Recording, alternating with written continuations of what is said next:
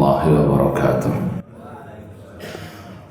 Innal hamdalillah nahmaduhu wa nasta'inuhu wa nastaghfiruh wa na'udzu billahi min syururi anfusina wa min sayyiati a'malina.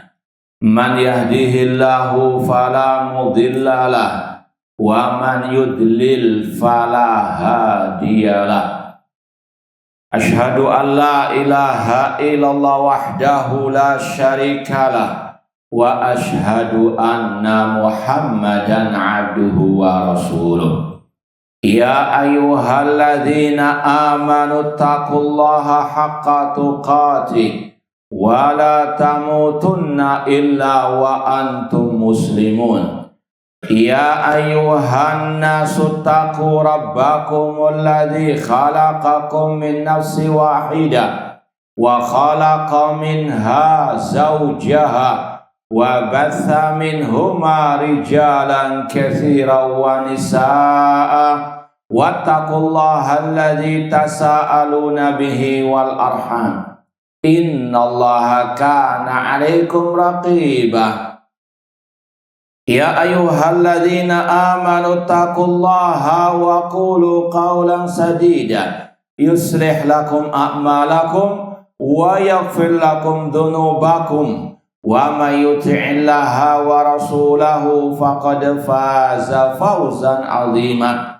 Amma ba'd, fa inna asdaqal hadithi kitabullah wa khairal hadi hadi Muhammadin sallallahu alaihi wasallam wa syarrul umuri muhdatsatuha wa kullu muhdatsatin bid'ah wa kullu bid'atin dhalalah wa kullu dhalalatin finnar.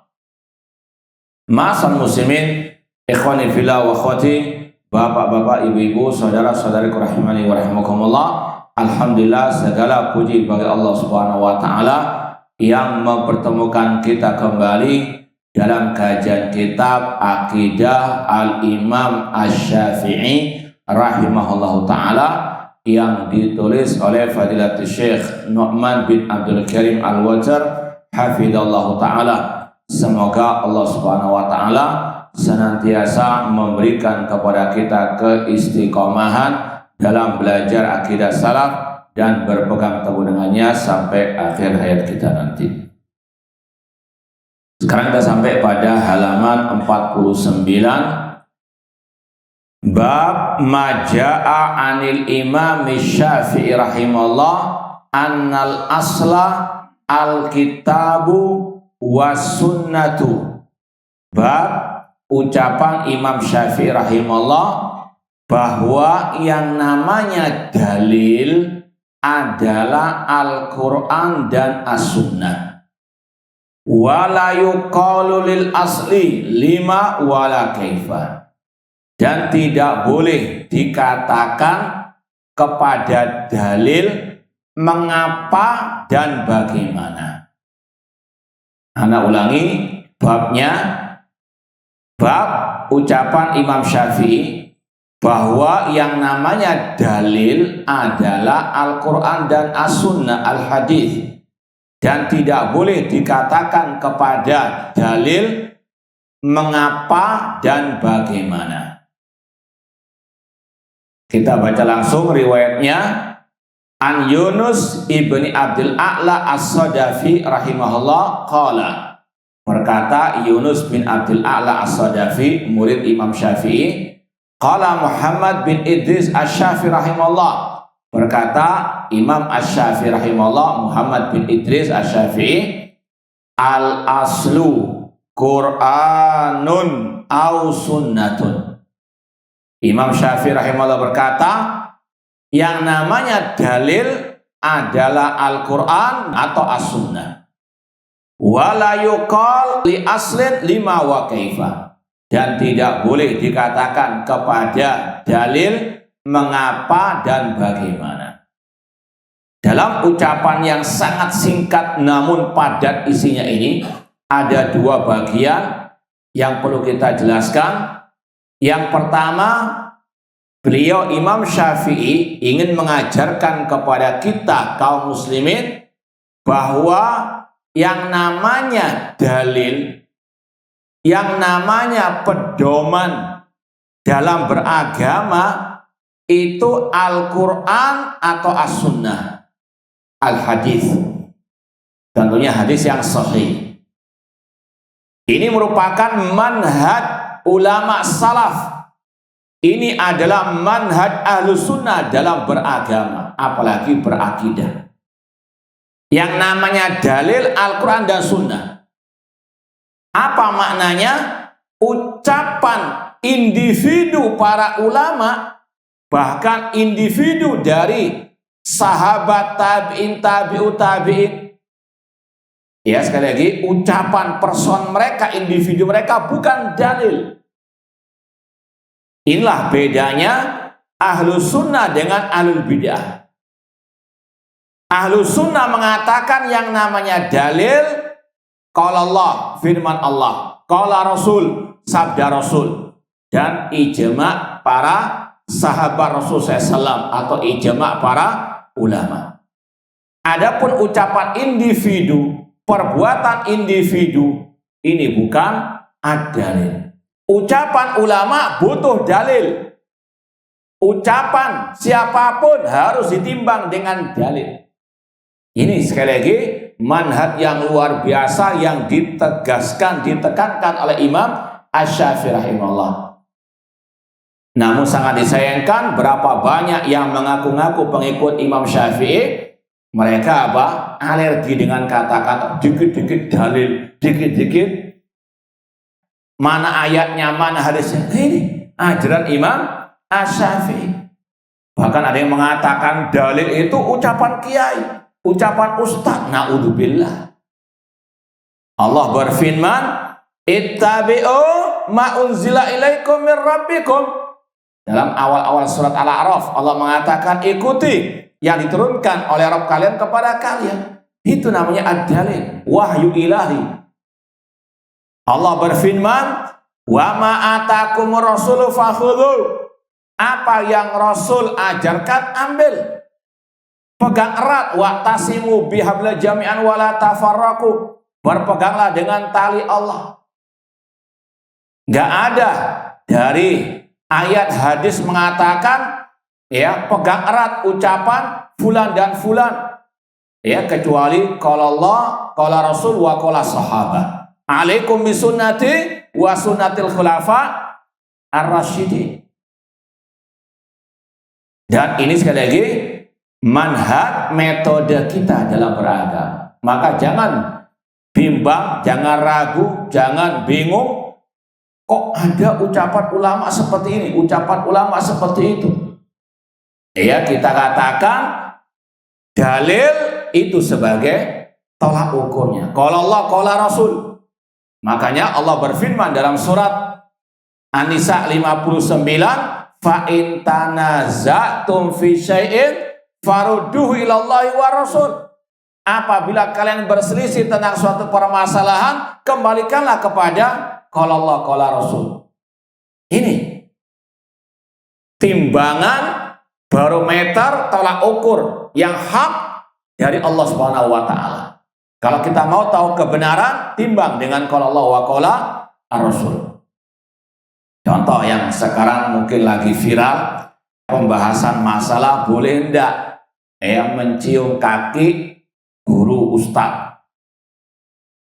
Ada yang menukil ucapan sebagian ulama, di antaranya Imam Muslim, katanya pernah berkata kepada Imam Bukhari, yakni uqabbil rijlaik atau qadamaik, biarkan aku wahai guru mencium kedua kakimu. Kita katakan ya okelah, sudah itu ucapan Imam Muslim. Kita tanya, apakah ucapan Imam Muslim itu dalil? Itu pertanyaannya. Sedangkan Rasul, ketika seorang sahabat yang bernama Mu'ad bin Jabal radhiyallahu anhu datang dari negeri Syam, tiba-tiba sujud di hadapan Rasulullah sallallahu alaihi wasallam. Secara umum namanya mencium kaki dengan bentuk sujud. sujud. Rata-rata seperti itu kan. Nah, apakah Rasul membiarkan Mu'adz bin Jabal sujud di hadapan beliau? Tidak. Rasul mengatakan, lau kuntu amiran ahadan an yasjuda li ahadin la amartul mar'ata an tasjuda li zawjiha.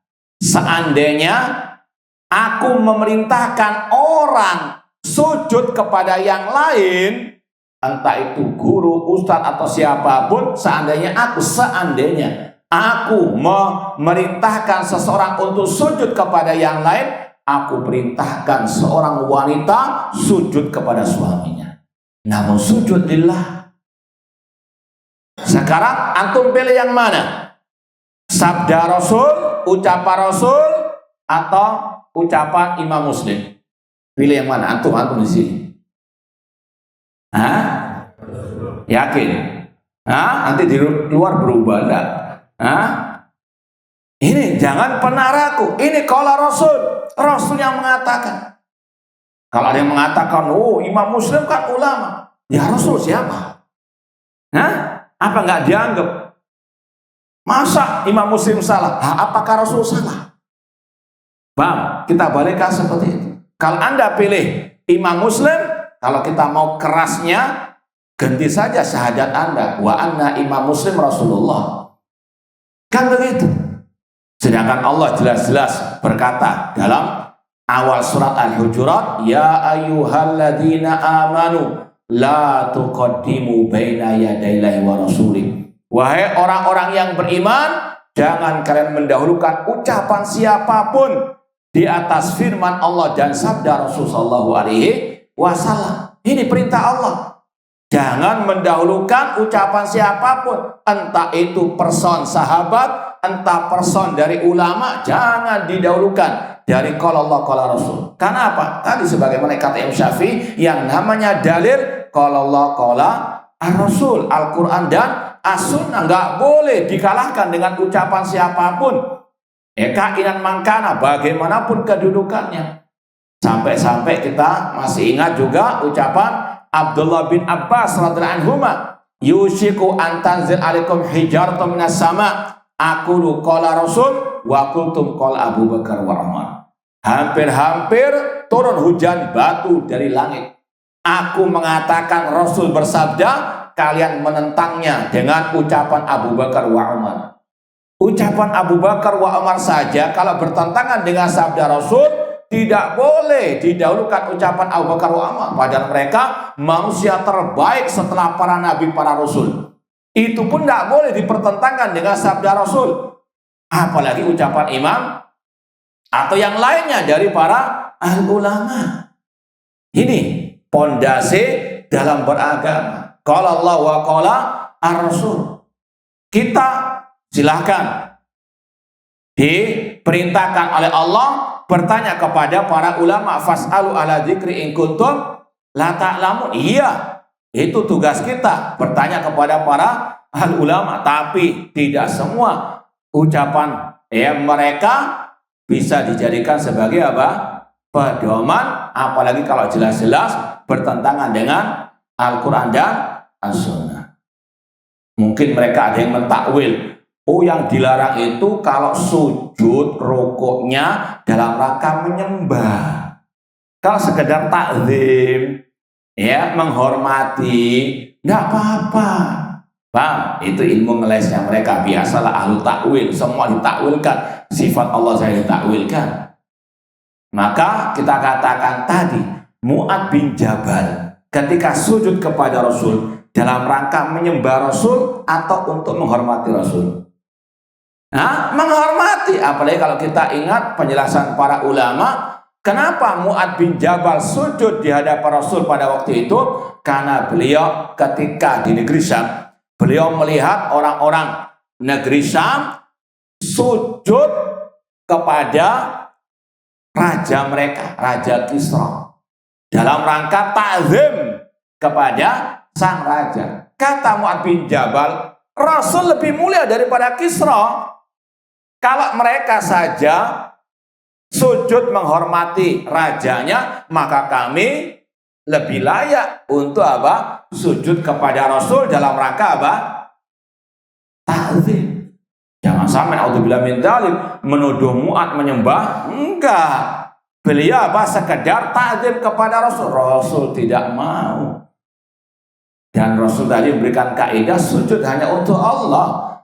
Kalau seandainya kata Rasul ada orang yang layak, yang lain sujud kepadanya, maka apa? Perempuanlah yang layak sujud kepada suaminya. Adapun masalah malaikat sujud kepada Nabi Adam itu perintah khusus dari Allah. Kalau Anda mana perintah khususnya? Na'udzubillahi min dzalik. Ini sekedar penerapan ucapan Imam Asy-Syafi'i rahimahullah. Kadang yang di luar Ahlus Sunnah dari golongan al-bidah, mereka ketika awalnya nggak punya dalil sama sekali, kemudian ketika kita bantah mana dalil dari kalian, biasanya tadi comot ucapan sebagian ulama. Paham? Kita katakan tadi, ucapan ulama, perbuatan ulama bukan dalil. Contoh yang lain, dan ini pernah kita bantah subhat sebagian kelompok harokah. Mereka mengatakan boleh memberontak kepada pemimpin muslim yang dolim. Apa? Dalilnya perbuatan sebagian ulama salaf, Az-Zubair dan yang lainnya. Kalau seorang hamba, seorang muslim salafi yang paham manhaj Ahlus Sunnah al-Firqah Najiyah, gampang untuk apa? Membantahnya. Atau nggak bingung. Apa itu? Yaitu tadi, bahwasanya namanya dalil ada pada ayat hadis. Ucapan Az-Zubair, perbuatan Az-Zubair, meskipun seorang sahabat, timbang dengan apa? Qala Allah wa qala ar-Rasul. Kita katakan Rasul bersabda, wa alla nunazil amro ahlahu. Kata Ubadah bin Samit, kami dilarang oleh Rasul memberontak illa antara kufran bawahan, kecuali kalau kalian melihat kekafiran yang nyata dari pemimpin. Rasul memberikan apa? Batasan kapan boleh memberontak. Kalau pemimpin sudah kalau muslim haram, dan ini ijma kata Imam An-Nawawi dalam syarah Sahih Muslim. Maka kita katakan, mana yang kalian pilih? Sabda Rasul yang melarang kudeta terhadap pemimpin bagaimanapun keadaannya, atau perbuatan Az-Zubair? Itu pun kalau dikatakan kita terimalah, ya sudah Zubair memberontak, padahal tidak seperti itu gambarannya. Intinya seandainya Az-Zubair membolehkan, seandainya beliau memberontak misalnya, maka yang kita pilih mana? Apakah perbuatan Zubair itu dalil? Radhiyallahu ta'ala anhu. Tadi ingat surat Al-Hujurat ayat yang pertama, ya ayyuhalladzina amanu la tuqaddimu baina yadayillahi wa rasuli. Wahai orang-orang yang beriman, jangan mendahulukan ucapan siapapun di atas firman Allah dan sabda Rasul sallallahu alaihi wasallam. Dan ini yang ditekankan oleh Imam Asy-Syafi'i rahimahullah taala. Bahkan juga insyaallah kan ada juga ucapan beliau yang lain kalau nggak salah di sini, yaitu ucapan beliau, ajma'al muslimun ala anna man istabana lau sunnatu Rasul sallallahu ala yatrukuha liqauli ahadin kainan man kana. Kaum muslimin telah sepakat, para ulama sepakat, apabila telah jelas terang sunnah Rasul, maka tidak boleh ditinggalkan karena ucapan siapapun juga. Sekali lagi, ini adalah apa? Manhaj yang diajarkan oleh Imam Asy-Syafi'i rahimahullah dalam beragama, terutama lagi dalam berakidah. Makanya Syekhul Islam Ibnu Taimiyah rahimahullah berkata, al-i'tiqad laisa li wa laisa liman huwa akbaru minni. Akidah itu bukan karanganku, bukan karangan orang yang lebih senior dariku. Wa innama yu'khadul i'tiqad min kitabillah wa min sunnati Rasulillah wa ma'ajma' alaihi salaful ummah. Akidah itu hanya diambil dari firman Allah, sabda Rasul, dan ijma ya para salaful ummah, para salafus saleh. Itu adalah apa metode kita. Jadi kita nggak usah apa bingung kalau ada ini mengucap seperti ini, mengucapkan pendapat-pendapatnya. Kalau mana dalilnya, mana ya ayatnya, atau mana sunnah Rasulullah Shallallahu Alaihi Wasallam. Paham? Nah, sekali lagi Imam Asy-Syafi'i rahimahullah berkata al-aslu. Di sini makna al-aslu, ini kata-kata al-aslu kalau dibahas lagi kata para ulama maknanya banyak. Ya, makna al-aslu bisa maknanya tadi ad-dalil. Aslu as-shalah qauluhu ta'ala wa aqimus shalah, misalnya dalil wajibnya salat firman Allah wa aqimus shalah. Al-asl bisa bermakna pondasi dan seterusnya. Kalau di sini maknanya ad-dalil, namanya ad-dalil Quran atau sunnah. Dan ini yang Rasul sabdakan, taraktu fikum amraini lan tadillu ba'dahuma kitaballah wa sunnati. Aku tinggalkan kalian dua hal yang jika kalian berpegang teguh dengannya tidak akan tersesat selama-lamanya, kitabullah Al-Quran dan sunnahku. Bahkan dalam muqaddimah pengajian kita tadi dan setiap kajian sering kita sampaikan yang dinamakan khutbatul hajah. Apa itu khutbatul hajah? Nah, siapa yang bisa menjawab? Nah, antum bangun apa tidur ini? Apa khutbatul hajah itu? Innal hamdalillah. Kemudian ada ucapan yang di situ juga menegaskan ucapan Imam Syafi'i. Kira-kira ucapan yang mana itu? Innal hamdalillah. Kan antum tiap hari insyaallah dengarkan ini. Innal hamdalillah. Nah, fa inna asdaqal hadithi kitabullah wa khairal hadyi atau khairal huda Muhammadin sallallahu alaihi wasallam. Ini Rasul tiap kali mau khutbah, mau ceramah, ya entah khutbah Jumat, Idul Fitri, Idul Adha, bahkan khutbah nikah, beliau sering mengulang-ulang khutbatullah. Di antaranya menanamkan dalam diri kaum muslimin manhaj ya yang juga disampaikan Imam Syafi'i bahwasanya dalil fa inna asdaqal hadits kitabullah, bahwasanya sebaik-baik ucapan firman Allah Quran. Wa khairal hadi Muhammad, sebaik-baik petunjuk Nabi Muhammad sallallahu alaihi wasallam. Ini yang ditegaskan Imam Syafi'i, al aslu Quranun au sunnatun. Paham? Ya, tentunya dengan pemahaman para salafus soleh, karena Rasul bersabda ma'ana alaihi wa ashabi.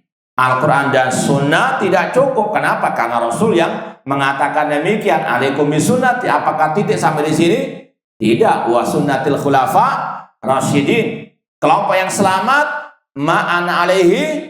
Apakah titik sampai di sini? Tidak. Wa ashabi. Maka Al-Quran dan sunnah dengan pemahaman apa? Para salafu as-saleh. Karena berapa banyak orang yang mengaku berpegang dengan Al-Quran dan sunnah, namun dia pahami dengan pemikiran akalnya sendiri, tetap sesat dan menyesatkan. Kalau dia pahami sendiri, itu sebetulnya dia nggak berpegang dengan Al-Quran dan sunnah. Kenapa demikian? Karena Al-Quran dan sunnah memerintahkan kita mengikuti para sahabat. Ya, sebagaimana firman Allah, fa'in amanu bimisli ma amantum bi faqad ihtadaw. Jika mereka beriman sebagaimana imannya kalian, yaitu para sahabat, mereka akan mendapatkan petunjuk. Wasabiqunal awwalun minal muhajirin wal ansar walladzina tabauhum bi ihsan.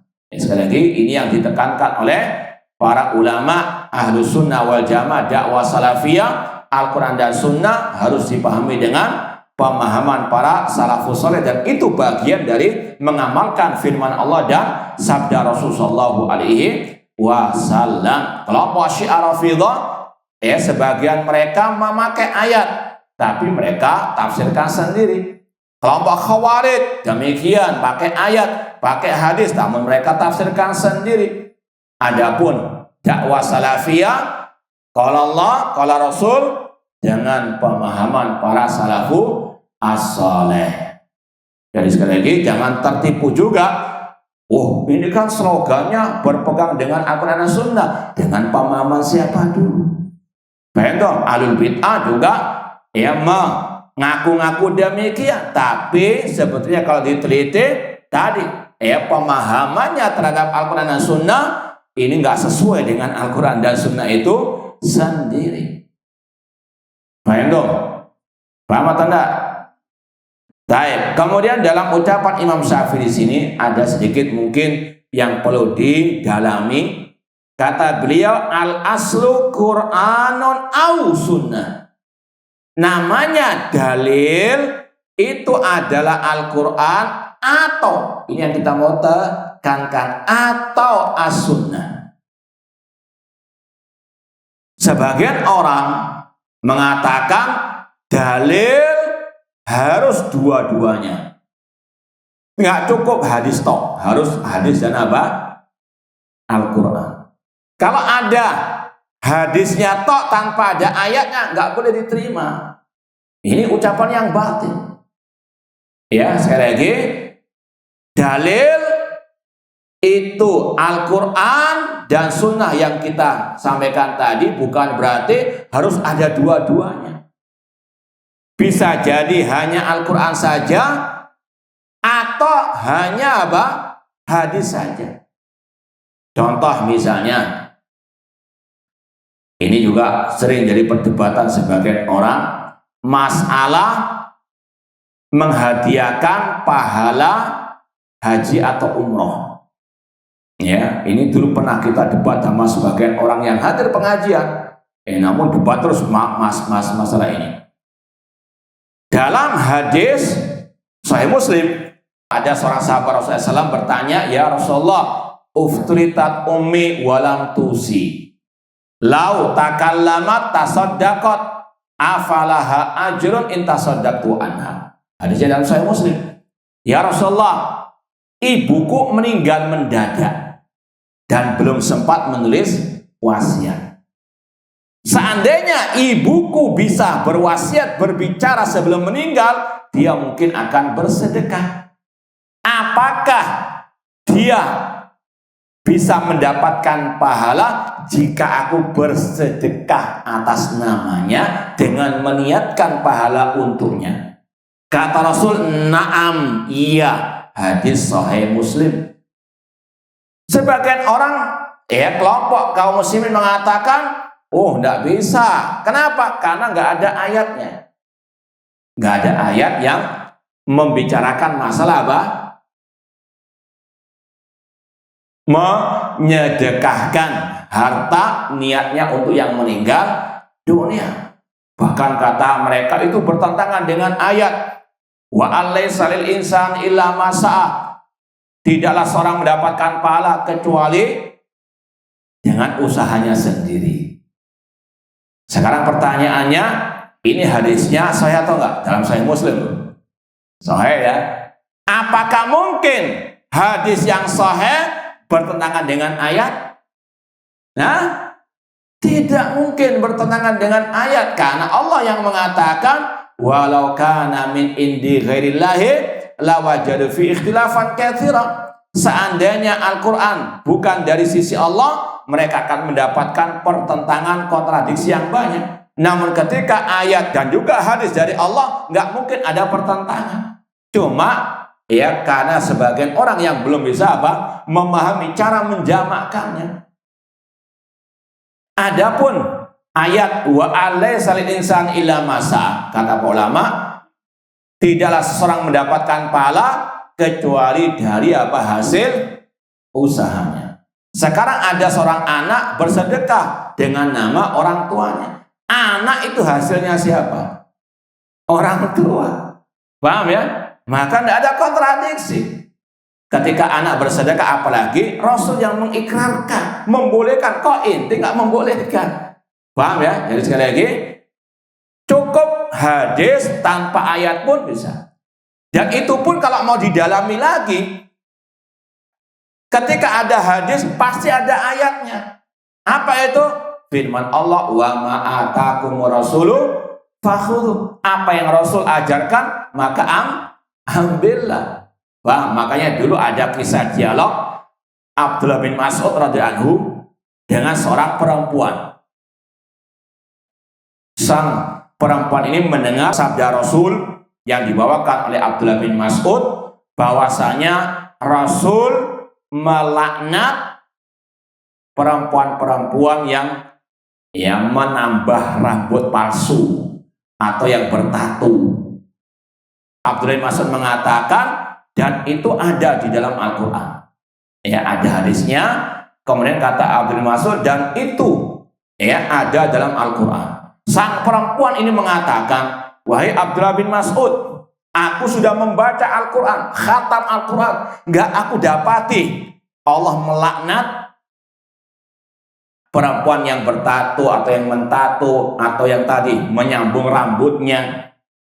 Kata Abdul Mas'ud, jika engkau membacanya, engkau akan mendapatinya, yaitu firman Allah, wa ma'atakum rasulun fakhudhu. Apa yang Rasul ajarkan, maka apa?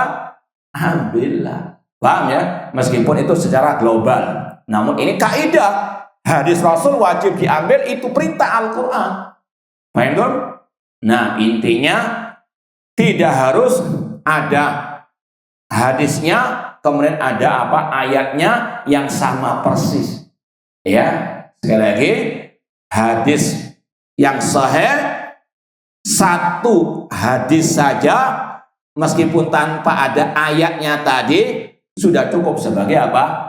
Dalil. Makanya Imam Syafi'i mengatakan Qur'anun au, Quran atau apa? Sunnah Rasulullah sallallahu alaihi wasallam. Contoh yang lain, masalah akidah juga, masalah nama Allah, sifat Allah. Misal Rasul SAW bersabda, innallaha tayyibun la yaqbalu illa tayyiban. Allah itu maha baik. Ini penetapan nama Allah apa? Tayyibun. Antum cari, ada ndak ayat yang menyebut nama Allah tayyib? Nah, nggak akan ada. Apakah boleh menetapkan tayyib sebagai nama Allah? Boleh, karena apa? Hadisnya sahih. Hadis sudah cukup sebagai dalil meskipun tidak ada apa? Ayatnya. Ya, meskipun sebetulnya kalau mau diteliti lagi, di dalamnya lagi ada wa ma'atakum rasulu fakhudhu. Nama Allah Al-Muhsin tidak ada dalam ayat, dalam hadis adanya. Itu sebagai dalil, cukup sebagai dalil. Nggak harus ditanya mana ayatnya. Nggak benar. Paham ya? Kemudian juga tadi masalah sifat Allah. Yanzilu Rabbuna tabaraka wa ta'ala. Allah turun ke langit dunia. Ada ayatnya? Hah? Nggak ada. Adanya cuma hadis. Apakah boleh menetapkan sifat Allah turun ke langit dunia seperti malam terakhir hanya dengan dalil hadis? Boleh atau tidak? Boleh. Jangan pernah ragu. Cukup satu hadis saja sebagai apa? Dalil hujjah. Tidak harus apa? Ada ayatnya. Paham dong? Kemudian bagian yang kedua dari ucapan Imam Syafi'i, wala yuqalu li aslin lima wa kaifa. Tidak boleh ditanyakan. Ditanyakan di sini terutama dalam rangka untuk menolak, membantah, menentang ayat atau hadis dengan kata-kata lima. Kenapa? Ya, seperti misalnya Allah berfirman, ya ayyuhalladzina amanu innamal khamru wal maisiru wal ansabu wal azlamu rijsun min amri syaitan. Wahai orang beriman, sesungguhnya khamar, minuman keras, wal maisir, judi, wal azlam, mengundi nasib, adalah rijsun, sesuatu yang kecil. Tidak boleh dikatakan kenapa minuman keras itu kok dilarang. Seorang muslim yang sejati, sami'na wa ata'na. Innama qaulal mu'minin idza du'u ilallahi wa rasulih liyahkuma bainahum an yaqulu sami'na wa ata'na. Kata Allah, sesungguhnya ucapan orang yang beriman apabila diseru kepada firman Allah, kepada sabda Rasul, atau untuk berhukum dengan Al-Quran dan Sunnah, orang yang beriman yang sejati cukup mengatakan sami'na, nggak ngeyel, nggak bertele-tele. Kenapa? Mengapa? Kenapa kok diperintahkan sholat sehari semalam 5 kali? Nah, sami'na wa ta'na. Ini orang yang beriman yang sejati. Sebagaimana juga firman Allah, wa ma kana lil mu'minin wala mu'minatin idza qadallahu wa rasul amran an yakuna lahumul khiyaratu min amrihim. Tidak sepatasnya bagi orang mukmin dan mukminah apabila Allah sudah memutuskan suatu perkara untuk dia punya pilihan yang lainnya. Inilah yang dipraktekkan oleh para sahabat Rasulullah SAW. Seperti tadi, ketika diharamkan khamr, maka mereka langsung menuang bejana khamr mereka sampai diibaratkan Madinah banjir minuman keras. Kenapa? Mereka langsung sami'na wa ata'na, nggak bertele-tele, nggak ngeyel. Kenapa kok diharamkan? Mengapa kok dilarang? Sedangkan saya masih menikmatinya, masih suka dan seterusnya. Na'udzubillah, enggak, sami'na wa ata'na. Kaum mukminat, sahabiyat, para sahabat wanita, ketika turun ayat tentang wajibnya berjilbab, mereka langsung merobek korden-korden rumah mereka untuk dijadikan jilbab. Nggak ngeyel. Kenapa? Mengapa? Nggak ada. Beda dengan sebagian kaum muslimin. Kalau disampaikan qala Allah qala Rasul, apa ini? Kenapa demikian dan seterusnya? Kenapa kok disuruh cingkrang dan seterusnya? Na'udzubillahi min dzalik. Sekali lagi, ini yang ditanamkan Imam Syafi'i rahimahullah. Seorang muslim, muslimah cukup dengan qala Allah wa qala Rasul SAW, tentunya tadi dengan pemahaman para sahabat, tidak ngeyel, tidak membantah. Demikian pula wa kaifa, tidak boleh bertanya tentang bagaimananya, apalagi yang berkaitan dengan sifat Allah. Ar-Rahman alal arsy istawa, Allah istawa di atas arsy. Imam Malik ketika ditanya kaifa istawa, bagaimana Allah istiwa, beliau mengatakan al-istiwa ma'lum wal kaifu majhul wal imanu bihi wajibun wa su'alu anhu bid'ah. Bahwa istiwa maknanya sudah diketahui, Allah tinggi di atas arsy. Adapun bagaimananya Allah istiwa, tidak ada yang tahu. Beriman Allah istiwa tinggi di atas arsy wajib. Bertanya bagaimananya Allah istiwa, itu bid'ah. Karena para sahabat yang antusias belajar ilmu agama tidak pernah bertanya bagaimananya. Dan ini berlaku untuk semua sifat Allah. Nggak boleh bertanya bagaimana tangan Allah, wajah Allah. Na'udzubillah. Ini diharamkan. Kata Imam Syafi'i, tidak boleh bertanya wa kaifa. Demikian pula tadi 5. Ini juga masih ada kaitan dengan masalah bertanya masalah akidah, terutama berkaitan dengan takdir Allah. Allah mengatakan la yus'alu amma yaf'alu wa hum yus'alun. Allah tidak boleh ditanya kenapa Allah berbuat demikian.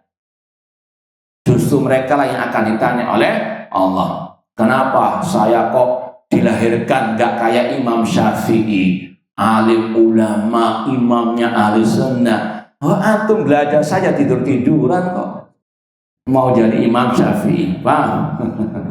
Imam Syafi'i kan 10 itu. Nah, intinya tidak boleh protes. Kenapa? Ini berkaitan dengan takdir, nggak boleh bertanya kenapanya. Kalau kaifa, ini lebih tekankan tentang tadi masalah bagaimana sifat Allah, tidak boleh ditanyakan. Demikian pula pertanyaan ini kadang muncul karena tadi keras kepala, ngeyel, menentang, ingin menolak, namun dengan redaksi ucapan. Pernah ada kisah di hadapan Al-Khalifah Harun Ar-Rasyid. Harun Ar-Rasyid bukan seperti yang digambarkan oleh orang-orang jahil, suka mabuk-mabukan, suka musik, suka isinya perempuan dan seterusnya. Ini sekali lagi adalah dusta belaka. Ini adalah mungkin makar-makar orang-orang kafir yang ingin merusak tokoh-tokoh kaum muslimin, di antaranya Al-Khalifah Harun ar-Rasyid. Beliau ahlu ibadah, bahkan dikatakan dalam sejarah beliau tahun ini berjihad, tahun besok berhaji. Demikian seterusnya. Ahlu ibadah antara jihad dan haji tiap tahun giliran demikian. Ya, pernah suatu saat di majelis beliau datang ahli hadis meriwayatkan hadis tentang dialog Nabi Adam dengan Nabi Musa. Hajja Adam Musa, kata Rasul, pernah dialog antara Adam dan Nabi Musa. Nabi Musa berkata, anta ya Adam abuna khayyabtana wa akhrajtana minal jannah. Wahai Adam, engkau adalah ayah kami, bapak kami, namun engkau yang mengeluarkan kami dari surga. Nabi Adam mengatakan, wahai Musa, engkau adalah orang yang diajak bicara oleh Allah. Atalumuni ala amin qad qadallahu alayya bi arba'ina sana. Wahai Musa, kenapa engkau mencela diriku atas takdir musibah yang sudah Allah catat 40 tahun sebelum aku diciptakan? Kata Nabi Muhammad, Nabi Adam mengalahkan hujahnya Nabi Musa. Ketika ahli hadis tadi meriwayatkan hadis ini di hadapan Al-Khalifah Harun ar-Rasyid, ada seseorang yang langsung istilahnya membantah dengan mengucapkan kaifa yakunu hadza. Bagaimana kok bisa terjadi dialog ini padahal antara Adam dan Musa, Pak? Jauh masanya, kok bisa? Ini pakai akal-akalannya. Namun ini sekali lagi yang menunjukkan bagaimana takzimnya Al-Khalifah ar-Rasyid terhadap sunnah Rasul. Langsung beliau memarahi, memurkai orang tersebut. Jangan katakan kaif. Ya, intinya haram menanyakan tentang bagaimananya, apalagi tadi memang ada unsur untuk menolak, mendustakan dengan dalih nggak masuk akal. Kaifa yakunu hal? Na'udzubillahi min dzalik. Baik, ini bab masalah dalil itu pada Al-Quran dan Sunnah Rasulullah SAW. Lanjut apa cukup? Lanjut tidurnya atau? Baik, bab berikutnya, tolong bangun. Jangan sampai waalaikumsalam baru bangun. Bab berikutnya, maja'a anil imam Syafi'i rahimahullah fi wujubi ijra'i nususil kitabi wa sunnah ala dhahiriha hatta ya'tiya nasun au ijma'un ala khilafi dzalik. Bab ucapan Imam Syafi'i rahimahullah bahwa wajib memahami nas Al-Quran dan Sunnah sesuai dengan dohirnya sampai datang suatu nas atau ijma yang menyelisih dohir tersebut. Kita langsung baca ucapan Imam Syafi'i rahimahullah. An Yunus ibni Abdul A'la qala, berkata Yunus bin Abdul A'la, qala Muhammad bin Idris asy-Syafi'i. Ini sebetulnya masih lanjutan ucapan tadi. Berkata Imam Syafi'i rahimahullah, al-aslu Qur'anun aw sunnah. Dalil itu pada Al-Quran dan Sunnah atau as-Sunnah. Wa idza ittasalal haditsu an Rasulullah sallallahu alaihi wasallam wa sahal isnadu bi fa huwa sunnatun. Apabila hadis itu bersambung periwayatannya sampai kepada Rasul dan sahih isnad atau jalan periwayatannya, maka itu adalah sunnahnya Rasulullah SAW. Ini Imam Syafi'i menekankan yang diterima, yang dijadikan dalil kalau hadisnya sahih. Ini melanjutkan tadi kaidah dalil itu pada Al-Quran dan Sunnah. Cuma sunnah di situ maksudnya hadis yang apa? Bukan hadis yang maudhu, bukan hadis yang palsu, bukan hadis yang lemah. namun hadis yang sahih itu sebagai dalil. Dan ini sekali lagi yang banyak diselisih oleh mereka-mereka yang mengaku pengikut Imam Syafi'i rahimahullah. Ya, namun mereka banyak menyampaikan hadis-hadis yang palsu, hadis-hadis yang lemah.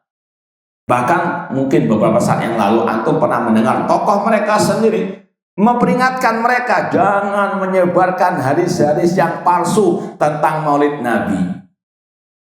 Tokoh mereka sendiri, ya. Coba kalau kita mengatakan seperti itu, Wahabi dan seterusnya. Namun ini sekali lagi, Imam Syafi'i mengajarkan yang boleh dijadikan hujjah dalil hadis yang sahih yang bersambung sanadnya. Kemudian kata beliau, wal hadis ala dhahirihi. Hadis sesuai dengan zahirnya. Ini ucapan Imam Syafi'i Wahabi. Bang, sekarang kan mereka menuduh Wahabi itu tekstual.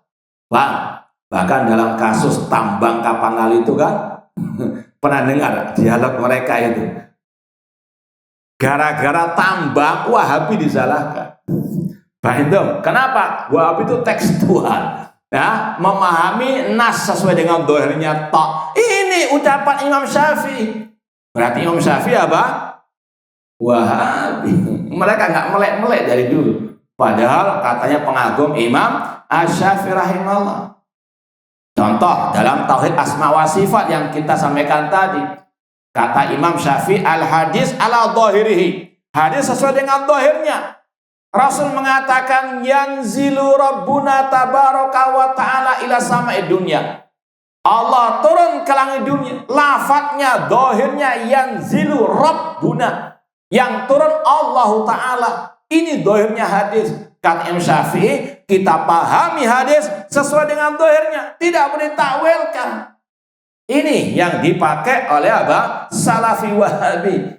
Ya, sedangkan mereka menyimpang dari ucapan Imam Asy-Syafi'i dan juga menyimpang dari ajaran Rasul, para sahabat Rasul sallallahu alaihi wasallam. Ya, kalau mereka mengatakan yang turun bukan Allah namun malaikatnya. Zahirnya hadis yanzilu rabbuna. Kok ditakwil-takwilkan yang turun malaikat. Ya, sekali lagi yang mengajari tekstual adalah Imam Asy-Syafi'i rahimahullahu taala. Ya, namun sekali lagi apapun pokoknya salah benar baik, itulah kalau udah bangkrut hujjah, ya asbun saja ngomongnya. Wa ida ihtamalan ma'ani fama asbaha min hadzal ahadis aulaha bihi. Maka kalau ada ya beberapa makna dalam suatu hadis, redaksi hadis, maka yang lebih dekat kepada dohirnya itulah yang lebih diutamakan. Intinya sekali lagi, ayat hadis sama. Ulama memahaminya sesuai dengan apa? Dohirnya, apalagi yang berkaitan dengan ayat-ayat sifat. Dan sudah kita sampaikan, perumpamaan ini ya sama dengan kalau antum jalan di tol misalnya, ya arah Cawang misalnya lurus. Antum paham itu lurus betul atau maknanya turun ke bawah? Hah? Atau belok ke kanan? Oh, itu maknanya belok ke kanan, ya. Tidak waras. Namanya petunjuk. Al-Quran kan hudal linnas. Al-Quran petunjuk bagi manusia. Maka memahaminya sesuai dengan apa? Zahirnya. Sebagaimana tadi petunjuk arah di jalan. Antum takwilkan atau antum apa? Pahami sesuai dengan zahirnya. Tanda lurus ya lurus. Bukan tanda lurus maksudnya apa? Turun ke bawah, bukan. Bukan belok kanan, bukan belok ke kiri ataupun ke atas. Ya, secara apa? Zahirnya. Namanya Al-Quran sebagai petunjuk sama dengan hadis sebagai petunjuk. Pahami sesuai dengan apa? Zahirnya. Jangan apa? Seperti tuduhan tadi. Nah, sekali lagi ini yang ditegaskan oleh Imam Asy-Syafi'i. Imam Syafi'i juga mengatakan Al-Quran ala zahirihi. Al-Quran sesuai dengan apa? Zahirnya. Ini yang ditegaskan sekali lagi, Al-Quran, Al-Hadis, kata Imam Syafi'i rahimahullah, sesuai dengan zahirnya. Ya, tidak boleh ditakwilkan kecuali kalau ada tadi yang memalingkan dari misalnya yang dari zahir kepada yang tidak zahir. Contoh ya, dalam suatu permasalahan terkadang ada beberapa riwayat yang mungkin yang sekarang yang lewat di ana. Contoh misalnya ada riwayat Rasul Shallallahu Alaihi Wasallam pernah duduk di suatu kebun atau taman, kemudian datang Abu Bakar As-Siddiq, beliau masih terlihat paha beliau tersingkap. Kemudian Umar datang, tetap tersingkap masih. Ketika Utsman bin Affan masuk, beliau tutup. Kata Rasul, malaikat saja malu kepada Utsman. Sebagian orang mengatakan berarti paha bukan apa? Aurat. Kita katakan enggak, jangan dipahami sesuai dengan doanya seperti itu. Kenapa demikian? Karena Rasul riwayat yang lain berkata sunnah qauliyah al-fakhidu aurat. Bahwasanya paha itu apa? Aurat. Maka dohirnya hadis tadi jangan dipahami sesuai dengan dohirnya, karena apa? Ada nas yang lain yang menerangkan haramnya membuka, dan sunnah qauliyah kata para ulama lebih didahulukan daripada sunnah fi'liyah. Karena bisa jadi Rasul ketika tersingkap paha beliau tidak sadar, tidak menyadari. Ini lumrah, paham ya? Adapun yang ucapan ini yang terang benderang, ini yang memang Rasul katakan dengan sengaja, bukan ketergelinciran. Rasul mengatakan paha adalah aurat. Ini secara sedikit mendalam.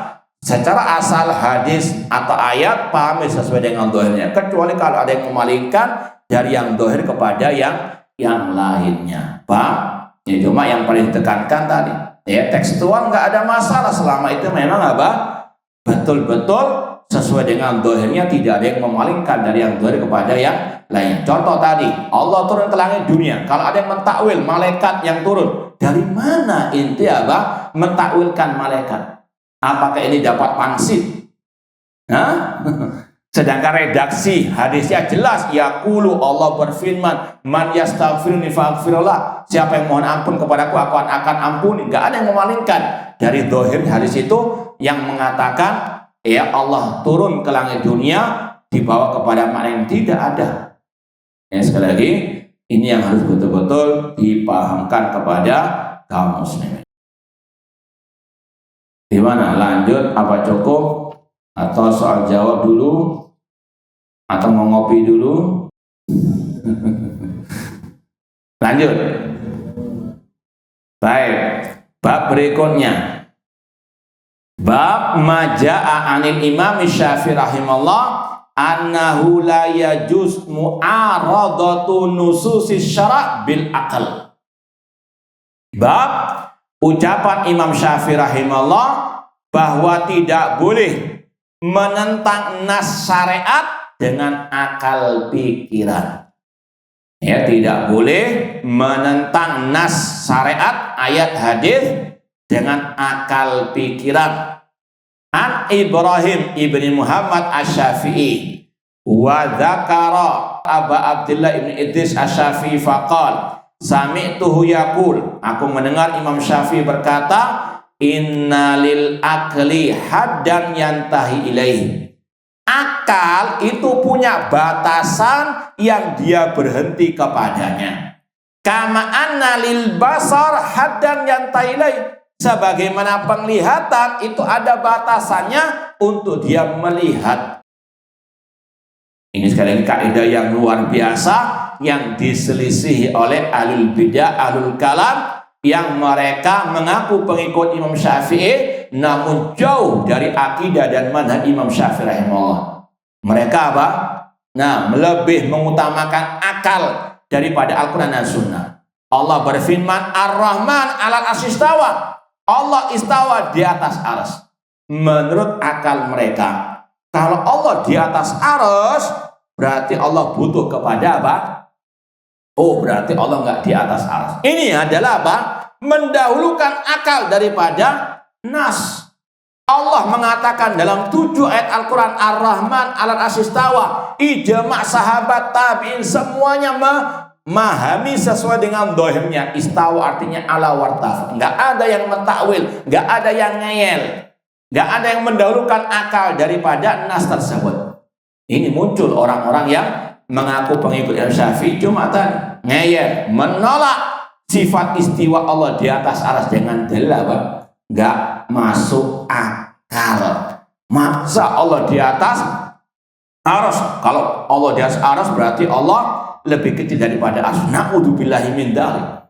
Ya, ini sekali lagi jauh dari mazhab Imam Syafi'i rahimahullahu taala. Kalau mau dibantah ucapan mereka, kalau Anda mengatakan ya bahwasanya kalau Allah di atas arsy berarti Allah butuh kepada arsy. Siapa yang ngomong kepada inti Allah butuh kepada arsy? Tidak ada. Itu buktinya kata-kata Allah di atas. Enggak semua yang di atas butuh yang di bawah. Itu makhluk ya, iya. Meskipun enggak semuanya. Contoh kata para ulama, langit di atas atau di bawah bumi? Hah? Yakin? Enggak kebalik ya? Ya, langit di atas bumi. Apakah langit butuh kepada bumi? Hah? Butuh enggak? Seperti atap butuh kepada pondasi kan? Butuh enggak? Butuh. Tapi langit apakah butuh bumi? Enggak. Kenapa? Karena buktinya enggak ada tiang yang memondasi apa? Langit tersebut. Enggak butuh dia kepada bumi. Ini antara makhluk saja, nggak mesti yang di atas butuh kepada yang bawah, apalagi Allah. Paham? Ini sekali lagi akal-akalannya ahli bid'ah yang ingin mentakwil, menolak sifat istiwa Allah dengan akalnya. Kata Imam Syafi'i, akal ada batasannya. Tidak boleh dijadikan timbangan menimbang ayat. Kalau nggak cocok dengan akal ditolak, kalau cocok diterima. Tidak. Ini bukan ajaran salaf, ini bukan ajaran Imam Asy-Syafi'i rahimahullah. Paham dong? Itu yang ditekankan oleh Imam Syafi'i rahimahullah. Akal ada batasannya, sebagaimana anggota tubuh kita. Coba antum bisa enggak melihat berapa semut di belakang ini, dinding atau tabir ini? Ada yang tahu berapa? Hah? Ini mata kita ada batasannya, telinga kita juga sama, akal kita juga sama. Jangan semuanya diukur dengan apa? Akal. Na'udzubillahi min dzalik. Dan ini sekali lagi bantah juga kepada orang-orang yang na'udzubillah ucapannya sangat luar biasa sesatnya. Ada yang pernah kita dengar dalil itu akal. Na'udzubillah min dzalik. Bukan Al-Quran dan Sunnah. Na'udzubillah. Ini jauh dari ucapan Imam Asy-Syafi'i meskipun mereka mengaku pengikut Imam Asy-Syafi'i. Dan yakini dan ketahuilah hadis-hadis kata Ibnu Qayyim tentang keutamaan akal tidak ada yang sahih. Hadis tentang keutamaan akal tidak ada yang sahih. Ya, kalau anak pribadi masih ingat dulu waktu atau SMP atau mungkin SMA ada pelajaran buku agama dicantumkan hadis ad-din huwal aql. Agama adalah akal. La dina liman la aqla lahu. Tidak ada agama bagi yang tidak berakal atau tidak memakai akal. Ini sekali lagi hadis semuanya tentang keutamaan akal. Kata Ibnu Qayyim dalam kitabnya Al-Manarul Munif tentang kumpulan hadis yang dhaif, itu kata beliau tidak ada yang sahih tentang keutamaan akal. Meskipun bukan berarti kita menanggalkan akal. Ahlussunnah pertengahan dalam segala hal, terutama dalam masalah akal di sini. Tidak ekstrem kanan, tidak ekstrem kiri. Pertengahan Ahlussunnah menggunakan akal.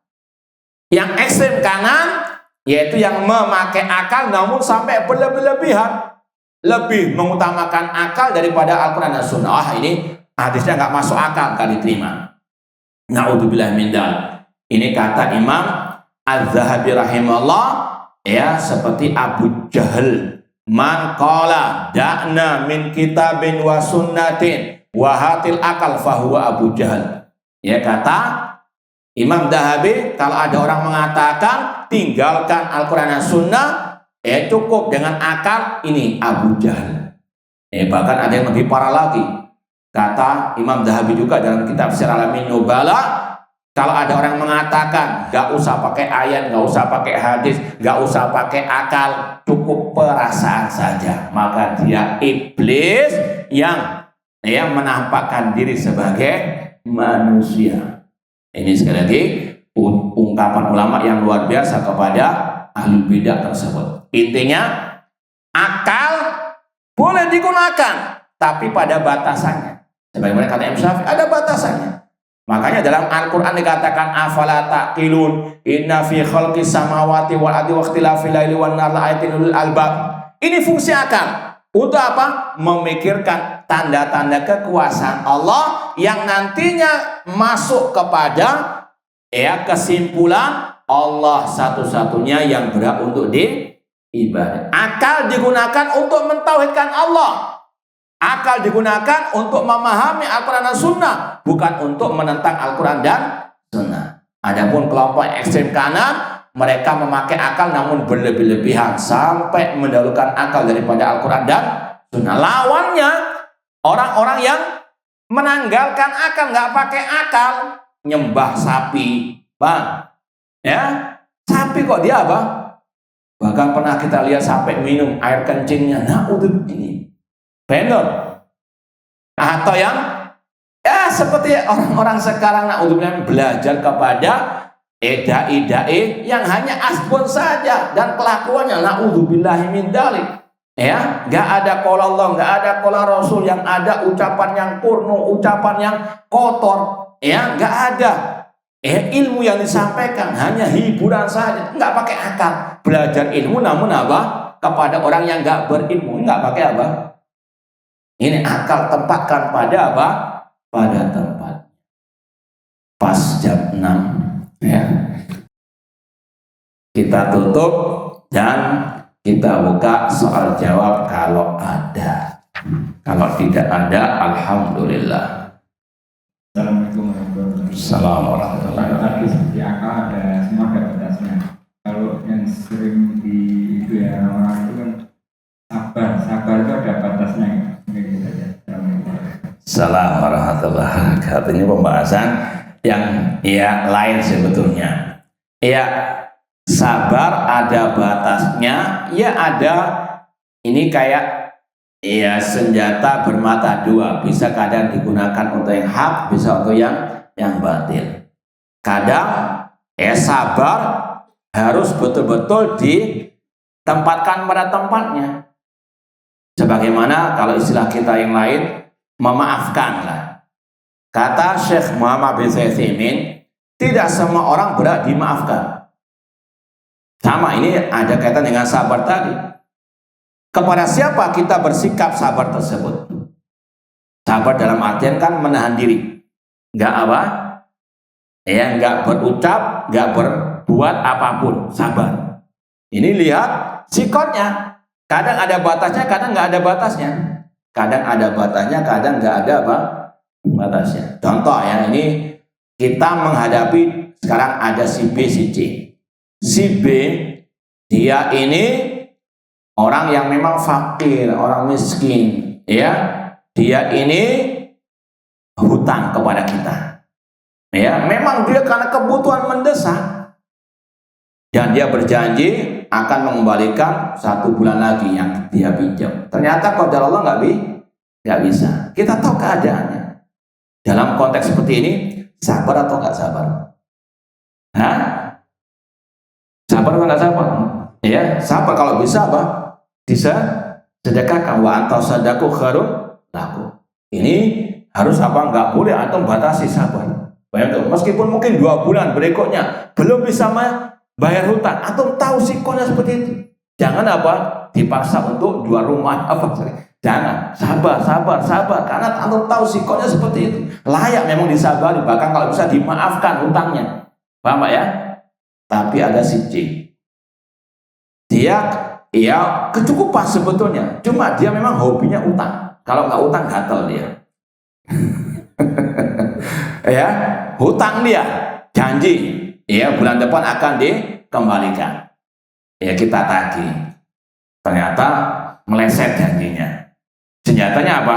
Afwan ya akhi. Ya sudahlah, kita sabar. Janji, insya Allah bulan depan. Ya, sudah. Ya, terus apa? Kita tagih, meleset lagi. Qadar Allah kita dengar ada teman-teman yang lain juga sama jadi korban dia. Paham ya? Dalam konteks seperti ini jangan dimaafkan. Ini sebagaimana kata Syekh Muhammad bin Utsaimin, ya kejar hak kita sampai dapat. Paham ya? Ini sudah apa? Ini kata-kata habis kesabaran. Jadi kata-kata ini tempatkan pada apa? Tempatnya. Jangan dimaafkan orang seperti ini. Kenapa? Kalau kita maafkan, kalau kita sabari, kasihan yang lain dari korban-korban apa? Berikutnya. Makanya dalam ayat memang ada beberapa redaksi ayat. Yang pertama redaksinya memaafkan. Allah mengatakan wal afina anin nas, ciri orang yang bertakwa memaafkan apa? Tapi redaksi yang lain ayatnya mengatakan faman afa wa aslaha fa ajruhu 'ala Allah. Barang siapa memaafkan dan bisa memperbaiki. Paham? Jadi dalam ayat yang kedua ini kata Syekh Utsaimin, ayatnya ada ya ikatan barang siapa memaafkan dan dia memperbaiki. Antum kalau maafkan yang si C tadi, keadaannya bisa berubah atau tidak? Secara umum. Nah, secara nggak mungkin dia bisa berubah, malah senang dia cari korban yang lain. Tapi kalau antum kejar, antum ya nggak sabar untuk menagih terus kepada dia, maka insya Allah akan memberi efek jerah kepada orang tersebut. Paham Pak ya? Wallahu ta'ala a'lam. Nah, ada yang lain? Assalamualaikum. Assalamualaikum warahmatullahi wabarakatuh. Mohon izin bertanya, pasca runtuh atau jatuhnya khilafah Utsmani, Islam menjadi pecah dan Islam menjadi asing. Beruntunglah orang-orang yang asing. Apa makna esensi tersebut? Itu yang pertama. Yang kedua, sedekat-dekatnya hamba terhadap Allah Subhanahu Wa Taala itu ketika sedang sujud. Mohon pencerahannya. Barakallahu. Ba'iyakum. Taib. Kata-kata setelah kekhalifahan Utsmani. Ini pernyataan yang perlu diluruskan. Perpecahan umat bukan setelah itu. Ya, ini ungkapan-ungkapan yang mengarah kepada para penuhan khilafah. Ya, sekali lagi yang sering mengumandangkan khilafah Utsmani. Yang sekali lagi khulafah Rasyidin lebih mulia. Paham Pak ya? Ya, yang kita perlu luruskan, perpecahan umat sudah ada sejak awal. Setelah Al-Khalifah Rasyid Umar bin Khattab radhiyallahu anhu, muncul kelompok Abdullah bin Sabah As-Sabaiyah, Khawarij dan Syiah Rafidhah. Paham Pak ya? Jauh sebelum khilafah apa? Utsmaniyah. Itu yang perlu diluruskan. Sejarah menunjukkan perpecahan mulai setelah meninggalnya Al-Khalifah Rasyid Umar bin Khattab, muncul nenek moyang kelompok sesat Syiah Rafidhah dan Khawarij yang memproduksinya adalah tadi Abdullah bin Sabah Al-Yahudi. Kemudian muncul kelompok Qadariyah, kelompok Murji'ah, kelompok Al-Jahmiyah dan seterusnya. Kemudian kata-kata Islam ini bukan Islam yang terpecah, Islam satu. Sebagaimana kata Imam Tahawi, dinullah wahidun fis sama'i wal ardi, agama Allah satu di langit maupun di bumi, yaitu Islam. Islam nggak pecah, yang pecah umatnya. Kenapa demikian? Karena mereka berpaling dari ma'ana alaihi wa ashabi. Dan ini yang Rasul telah kabarkan, sataftariqu hadhihi ummah ala 73 firqah kulafina ila wahidah. Umat Islam akan terpecah menjadi 73 kelompok, semuanya masuk neraka kecuali satu. ketika Rasul ditanya, "Man hiya ya Rasulullah?" Siapa yang satu itu ya Rasulullah? Rasul menjawab, "Ma ana ali wa ashabi," yang mengikuti aku dan para sahabatku. Rasul juga bersabda dalam hadis Al-Irbad bin Sariyah, "Wa man ya'ish minkum fasara ikhtilafan katsiran." Barang siapa yang hidup setelahku, kata Rasul, dia akan melihat perselisihan yang banyak. Ya, sekali lagi ini awal muncul perpecahan setelah meninggalnya Al-Khalifah Rasyid Umar bin Khattab radhiyallahu taala anhu, dan itu sebetulnya tadi yang sudah Rasul kabarkan, barang siapa yang hidup setelahku nanti akan melihat perpecahan yang banyak. Apa solusinya? Alaikum bisunnati wa sunnatil khulafa rasyidin. Peganglah sunnahku dan sunnah khulafa rasyidin. Gak cukup berpegang dengan sunnah saja. Kata Rasul, iyyakum wa muhdatsati umur. Jauhkanlah diri kalian dari hal-hal yang baru dalam urusan agama. Fa inna kulla muhdatsatin bid'ah, karena setiap yang baru dalam urusan agama bid'ah, wa kulla bid'atin dhalalah, dan setiap bid'ah dalam agama itu sesat. Dan inilah yang dikategorikan al-ghuraba, yang terasing, yaitu apa? Yang berpegang teguh dengan sunnah Rasul, sunnah khulafa rasyidin, yang menjauhkan diri dari bid'ah dan yang menjauhkan umat dari bid'ah, itu yang terasing. Ya, sekali lagi yang terasing, yang berpegang teguh dengan sunnah Rasul, meninggalkan bid'ah di tengah umat manusia, kaum muslimin yang jatuh ke dalam berbagai macam kebid'ahan. Ya, ini sekali lagi yang dikategorikan ghuraba, dan Rasul memberikan kabar gembira, fatubal ghuraba, beruntunglah bagi orang yang terasing, yaitu tadi yang berpegang teguh dengan sunnah Rasul, akidahnya Rasul, akidah para sahabat Rasul, ya, di tengah umat yang jauh menyimpang dari akidah Rasul, akidah para sahabat Rasul. Fatubalil ghuraba, beruntunglah orang-orang terasing tersebut. Paham Pak ya? Kemudian yang kedua tadi berkaitan dengan aqrab ma yakunul abdu min rabbi wa huwa sajid fa aktsir minad du'a. Kata Rasul dalam hadis yang sahih, sedekat-dekatnya hamba kepada Rabbnya ketika dia sujud, maka perbanyaklah doa. Yang paling inti dalam pembahasan ini, sujud adalah salah satu waktu yang mustajab untuk apa? Berdoa. Kemudian mungkin yang dimaksud di sini kata-kata dekat dengan Allah. Kita wajib memahami kata dekat, insya Allah dalam semua bahasa arti dekat itu nggak harus nempel. Seperti misalnya, ya, saya sedang musafir mengatakan kepada keluarga saya di Surabaya, ya, kamu selalu dekat dengan saya meskipun saya di. Boleh tidak mengatakan seperti itu? Hah? Sangat boleh. Ya, itu nggak pernah romantis apa? Tapi intinya kata dekat tidak harus apa? Nempel. Allah di atas, namun Allah dekat dengan hambanya. Sama kalau misalnya kita mengatakan, ya, apa namanya, Sumatera dekat dengan Jakarta dibandingkan dengan Surabaya, betul tidak? Apakah nempel? Nah, enggak kan? Ada apa? Iya, ada laut atau selatnya. Sama dengan kata-kata dekat dalam hadis tersebut, tidak melazimkan kata dekat itu apa? Nempel. Ya, Allah di atas langit, namun dia bersama hambanya, dia dekat dengan hambanya. Paham ya? Nah, ada lagi yang mau ditanyakan? Atau cukup? Silakan.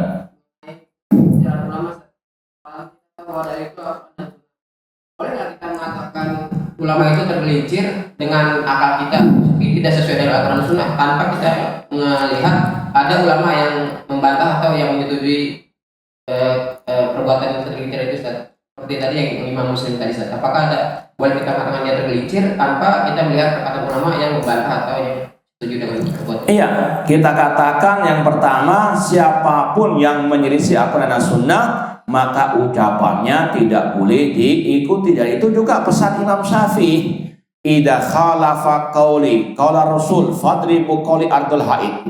Apabila ucapanku menyelisih ucapan Rasul, buang jauh-jauh ucapanku. Ya, adapun mengomentari, membantah, ini bukan tugas tugas kita. Namun paling tidak selama ada ucapan Rasul, kemudian ada ucapan ulama yang menyelisih sabda Rasul, maka kita tidak boleh mengikuti ucapan ulama tersebut. Kita ambil apa? Sabda Rasul sallallahu alaihi wasallam. Ya, kita husnudon, bisa jadi ketergelinciran apa? Ulama. Paham? Ya, meskipun mungkin ada arahan-arahan lain, bisa jadi mungkin kita kalau mau husnudon, bisa jadi itu sekedar apa? Ungkapan yang enggak dilakukan oleh Imam Muslim. Sekedar apa? Ungkapan sebagai bentuk ta'dzim mubalaghah. Paham? Bisa jadi sebagaimana kalau mungkin kita pakai ayat ya, ada firman Allah, Kul in kana lirrahmani waladun fa ana awwalul abidin. Katakan wahai Nabi Muhammad, seandainya Allah punya anak, aku menjadi orang yang pertama tetap menyembah Allah. Apakah mungkin? Lam yalid walam. Ini di dalam bahasa Arab ada segi mubalaghah. Paham? Tapi nggak dilakukan, nggak mungkin. Paham? Dan kalau kita mau tanya, mau kejar tadi, apakah betul-betul dilakukan oleh Imam Muslim? Kayak itu sekedar apa? Imam Muslim mengatakan dakni uqabbil qadamaik atau rijlaik. Biarkan aku wahai sang guru mencium kedua. Apakah itu betul-betul dilakukan atau sekedar apa? Ucapan yang sekedar untuk menekankan tentang penghormatan beliau kepada Imam Al-Bukhari. Bang, seandainya pun betul, kita katakan Rasul yang melarang. Bang, ya? Dan kalau ada dari mereka yang mentakwil atau ngeles lah, antum dari mana memahami Al-Quran dan Sunnah? Kan dari ulama. Kita katakan, iya, kita belajar kepada para ulama, dan ulama mengatakan tadi kata Imam Syafi'i, kalau ucapanku menyelisih ucapan Rasul, tinggalkan apa? Nah, dan Al-Quran hudalina sesuai dengan zahirnya. Paham? Rasul melarang sujud kepada apa? Manusia. Paham? Dan hadis itu tidak perlu pemahaman yang mendalam, sudah jelas. Seandainya aku memerintahkan orang sujud kepada yang lain, aku perintahkan perempuan sujud kepada apa? Hadis lafadznya dhahir.